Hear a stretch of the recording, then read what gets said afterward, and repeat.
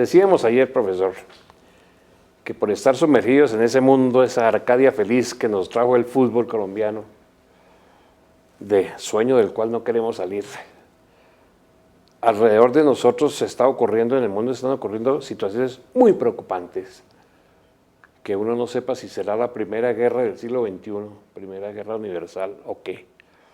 Pero está el caso de Rusia, Ucrania. Sí. Ucrania. Está el caso de Israel y Palestina.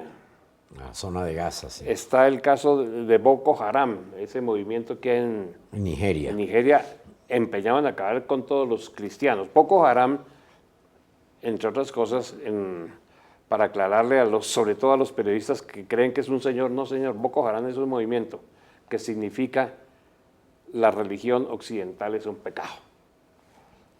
Y está la creación muy embrionaria en este momento de un Estado islámico que puede derivar en califato que se llama el Estado Islámico de Irak y el Levante. Y el Levante es un pedazo de Siria. Entonces, bueno, se quiere buscar un califato. Inclusive el líder se llama Abu Bakr. Profesor, ¿qué es un califato? Son sunitas allá en Irak. ¿Pero qué? Sí, pero ¿qué es un califato? El califato es, digamos, una organización de tipo religioso. A la cabeza está el califa. Eso traduce literalmente quien viene detrás de Mahoma. Al-Munin, el señor de todos los creyentes. Porque Mahoma, como usted bien lo decía, no fue un califa, fue un profeta, ¿cierto? Sí, Mahoma fue un profeta y además dejó un error, o cometió un error, que se murió sin dejar sucesor, y eso, ahí comenzó el problema. Porque entonces la comunidad quedó huérfana, se murió el sumo pontífice. ¿Y quién es el sucesor? Se reunió la asamblea y dije, a dedo, decían fulano. Porque los primeros califas fueron llamados los Rasidún, los elegidos, los benditos. Exacto. Los legítimos, sí. Entonces eso se elegía a dedo, como nosotros aquí sabemos, mirando hacia la clase de Bolívar, el Parlamento, cómo se trabaja a dedo. Entonces, el último de los 4 califas era yerno de Mahoma, si no ando mal. Sí, Ali. señor, el esposo de la hija de Mahoma, de Fátima. Exacto. Y tuvo 2 hijos que los mataron, y esas son fechas de duelo musulmán en todo el mundo musulmán, por lo menos en el mundo chiita. Sí, La entonces, chía, ahí viene el partido de Elí. Ahí viene el problema. De Ali. Los 4 designados fueron los primeros califas. Los benditos, los legítimos. Los califas. Sí. Y esos dieron origen a la religión suní, o a la rama suní de los musulmanes. Sí, eran sunitas. Sí, sunitas, sí. Que el sunismo hoy en día es entre el 80 y 90% del mundo musulmán. Y Ali, que era el cuarto, el yerno de Mahoma, se rebeló, dijo, no señor, esto es por familia, aquí no es que lo elijan a uno. Y ahí comenzó la división y dio origen a la rama de los chiitas, y ese es el problema que tenemos en este momento. Surgieron los alidas, los de turbante negro, los herederos de Ali. Surgieron los chiitas, los alidas, turbante negro, los herederos de Ali, que tengo entendido que en Irán es donde está el epicentro más grande del chiismo, ¿sí? De la chía, en contra de la sunna. Sí, señor. Y entonces, esas dos facciones de los musulmanes, no de los mahometanos, como erróneamente dicen algunos. Decir mahometano es un sacrilegio absoluto para la religión musulmana. Se es musulmán, no mahometano. Musulmán, el que se somete a la voluntad de Alá. Esa pelea comenzó a extenderse desde el punto de vista administrativo. Cada quien quería gobernar su propia comunidad. Y así comenzaron a crearse los grandes califatos, que el califato al fin y al cabo es administrativo más que religioso, me parece a mí. Hasta 1924 hay califas. Allá en Turquía, recuerde usted que Kemal Atatürk, el padre de todos los turcos, con un movimiento pronacionalista, se toma el poder y desplaza a todos los califas.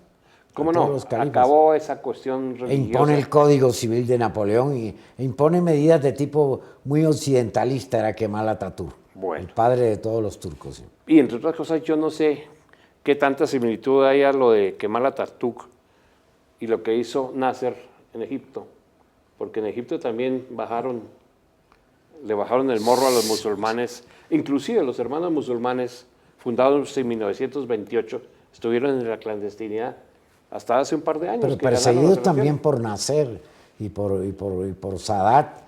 Recuerde que, bueno, Sadat dispararon sobre Sadat y lo mataron en un estadio donde había un desfile militar.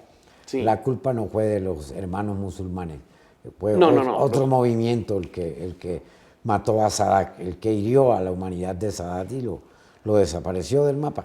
Sí, pero bueno, entonces, ahora aparece este Estado. Dicen los historiadores que el califato es irrelevante prácticamente. Y si hay voluntad política de un plumazo, con un golpe, un disparo de fusil acaban con todos los que están haciendo el califato, pero los otomanos no fueron capaces de hacer eso y mire cómo se creció esto tan supremamente. Hasta 1924 hubo califa otomano, sí señor. Después se desplazó, como he dicho, el califa otomano, pero los chiitas, recuerde usted, tenían otro nombre para el califa, el imán. El imán era algo así como el conductor de la caravana. Al principio el que rezaba y el que convocaba a los musulmanes a la oración, que allá es muy importante eso. El muezín califa. Y nosotros tenemos aquí, recordamos a un imán famosísimo, el imán Khomeini. El ayatollah, sí señor, el signo visible de Dios, porque allá estamos en el Irán y entonces cambian los títulos. Signo visible de Dios es el ayatollah, sí señor. Y eso el sería ayatollah Khomeini. Exacto, y eso habría que tenerlo muy en cuenta. Para nosotros es extraño que resulte que allá eso es teocéntrico. En el mundo musulmán no existe el señor presidente de la República que dice y dicta una ley. No, señor, allá se consulta el Corán.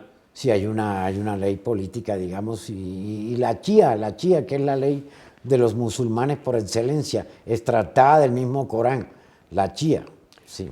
Bueno, pues este Estado Islámico pretende ser un califato. Y eso va a tener muchas repercusiones porque ya se tomaron sobre todo dos enclaves petroleros de Irak y Siria muy importantes. Mosul. ¿Cómo no? Y Occidente no se va a quedar quieto.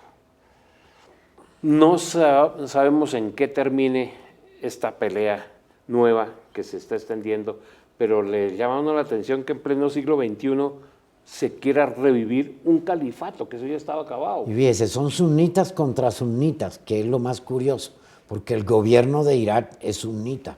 Sí. Sunita fue Saddam Hussein, que lo ahorcaron por un tribunal, le siguió un juicio y fue condenado al ahorcamiento. Pero son sunitas. Como sunitas también es el Boko Haram, el movimiento musulmán fundamentalista. Y ellos quieren, vía la yihad islámica, imponer su religión a la fuerza, es decir, o se es musulmán o se muere. Y eso es lo que ahí va a ser el conflicto. De golpe, si no ando mal, André Malraux era quien decía que el siglo XXI será religioso o no será siglo. Sí, señor. Por eso, porque estamos ahora, eso se le hace uno rarísimo, en plena guerra religiosa. Es como si aquí estuviéramos persiguiendo a, no sé, estas iglesias. Y en Irak está, caso curioso, un ejército chiita muy bien armado que se llama el ejército del Mahdi. Recuerde usted que el Mahdi era el imán que va a venir y va a poner a todo en su puesto. Hay un imán del ejército Mahdi. ¿Sí? Ese imán, ese que va a venir, ¿tendría alguna similitud con el Mesías de los israelíes? Algo, sí podría decirse, estamos en la misma latitud. Se espera un señor musulmán que ponga las cosas otra vez en su puesto, entendiendo por puesto lo que él piense. Sí, lo que él piense. El imán oculto de los chiitas. Es decir, ahí viene una muestra visible de la intransigencia. Lo correcto es lo que el otro diga que tiene uno que pensar. La línea correcta, y entonces, si yo no pienso como el otro, estoy condenado.